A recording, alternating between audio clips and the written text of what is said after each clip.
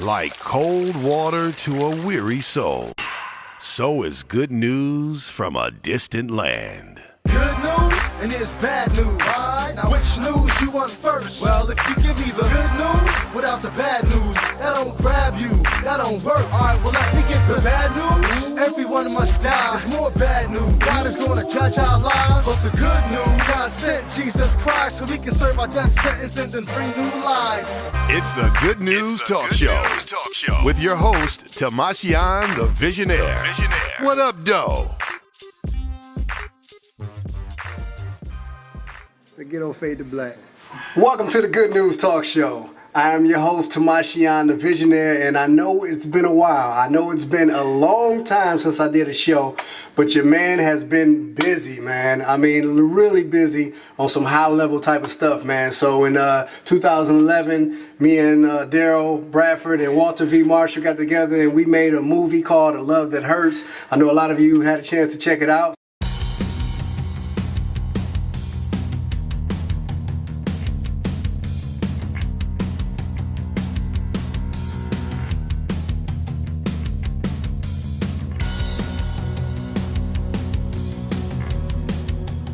The Bible tells us that we should love, the way Christ loves. This teaches you a life lesson. It teaches you about forgiveness. It teaches you about not being selfish. It teaches you about getting through obstacles, working through hardships, and doing it with the help of the Lord, actually, and of course, with a support system. The movie itself is a tool that can be used to help strengthen marriages. And if we can start with the marriage, then it would go to the family, and then the community, as well as the whole neighborhood. So if we can start with the marriage, I believe that that's where we have the most significant impact.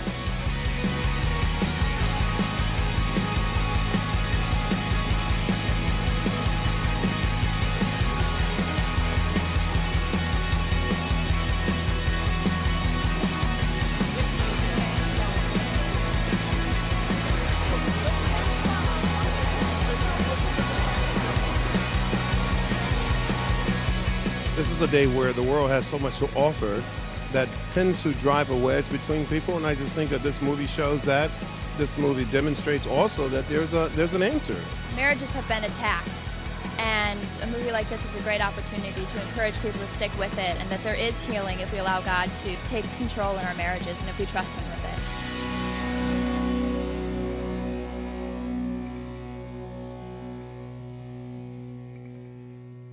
So that's on DVD. You can check that out, by the way. And then this past year, we did another movie, our sophomore movie called Cody High, a life remodel project.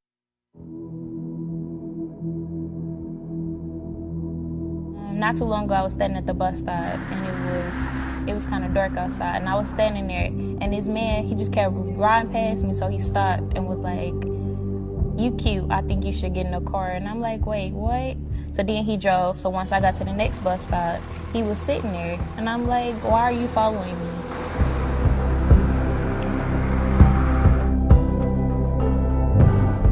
That's why lighting is so important, especially when you're talking about young people who are just trying to get to school to get an education. On my block, there's a lot of abandoned homes. I gotta kind of walk in the middle of the street so I won't be getting like attacked from the side or from these side, because it's in between. It's an abandoned home over here, abandoned home over there. Trying to create safe routes from the schools. Governor Center is definitely big on hitting these neighborhoods. Oftentimes, the criminals will run into the houses, and it just poses a threat to our safety and also the community. These are young people that are not going to class. They've seen their best friends murdered. They weren't making good choices. They were out of control. They were destined to fail. So we had to have something aggressive to change behavior. Hurt me the most is that our athletic program suffered because we didn't have the funds or the resources that the school once had. I love the city. I love to see urban renewal. That's why I so appreciate the work of organizations like Life Remodeled. They're rolling up their sleeves. We're loving people just the way that they are. We're going to communities. And when these young people know that you're doing what you're doing because you love them, they respond to it. but it's also an opportunity to be part of Detroit's future.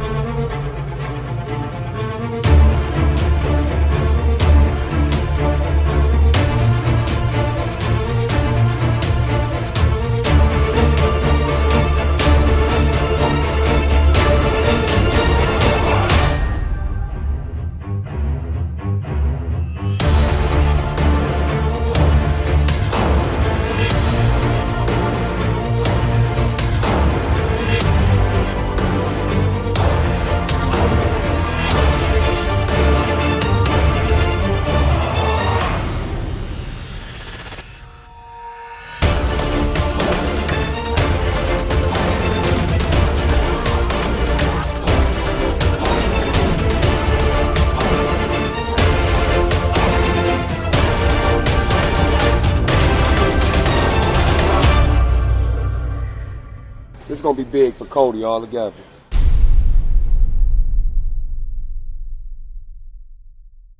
That's available for DVD as well. So I've been making movies, and we've been doing a lot of stuff with the dance ministry with Tavia. She got a whole dance company now, so it's a lot of stuff that's going on. But what I'm here to tell you about today is something that the Lord gave me last year, and I'm here to share it with you. It's called, drum roll please, the 2020 Vision Party. So on April 4th, 2015, we are having a 2020 Vision Party. You may say, what's a 2020 Vision Party? A 2020 Vision Party is when you sit up in front of a group of, 200 people or so, and you share, where do you see yourself, your ministry, your family, your business in the year 2020? And then the second question is, what do I need to do over the next 5 years to get there?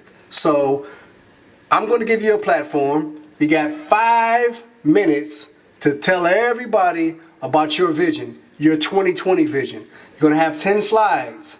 So PowerPoint slide, Keynote slide, and you can put pictures, video, whatever it is that you want to do to convey your vision to everyone. So I'm looking forward to everyone signing up, at least coming to check it out. Even if you don't want to share your vision, you can still come and be a part and hear and be inspired. I had the same party in 2013, and all I got was, when is the next one? When is the next one? I mean, people wrote books. They started schools. They going back to school. They started their own business.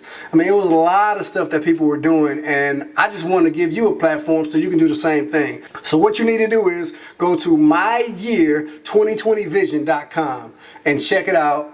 Sign up, because you got to get some tickets, because I got to pay for it, so I'm putting that cost on to you. So you can pay. It's like $10 a ticket for you to come check it out, $20 to present. I think it's well worth it if you got a vision that you really want to convey. You can network with people, all that. So anyway, I'm out. I love y'all. I'm looking forward to see y'all on April 4th, 2015 at the YMCA downtown at the 2020 Vision Party. And you know it's a good news talk show, and I haven't done it in a while, but I got to do a ghetto fade to black. Good news and it's bad news. Right, now which news you want first? Well, if you give me the good news without the bad news, that don't grab you, that don't work. Alright, well let me get the bad news. Everyone must die. There's more bad news. God is going to judge our lives. But the good news, God sent Jesus Christ so we can serve our death sentence and then bring new life.